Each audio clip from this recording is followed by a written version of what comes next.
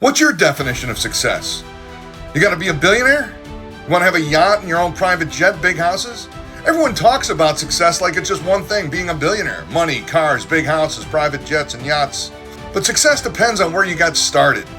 I grew up with a guy I knew in the city who was poor growing up. His dad wasn't around. His family relied on government food and assistance just to get by. He was embarrassed by it. But he worked hard, he studied hard, and he built a small business. Today he makes about $80,000 a year. It's not all the money in the world.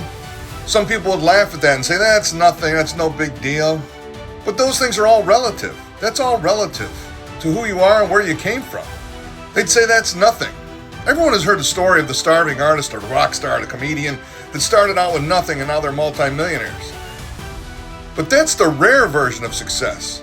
And while it's still great, think about how much happier it'd be if your definition of success was only $100,000.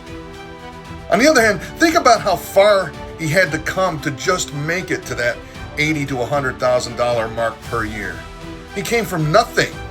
That's a huge increase, okay? So here's the thing. He didn't start out with millions trying to become a billionaire. He started out with nothing. He has a much better life. Today he owns his house. His bills are paid. He chooses the food on his table. He has stability. That's success. Success isn't always measured by the money in your bank account. Sometimes success is how far you came, the family you built, the knowledge you gained, the freedom you earned. Because if you started at zero and built a good life, you didn't just make money, you won the journey. This is Accomplished Coach. Subscribe and win. And remember, you can't make an omelet without breaking a few eggs.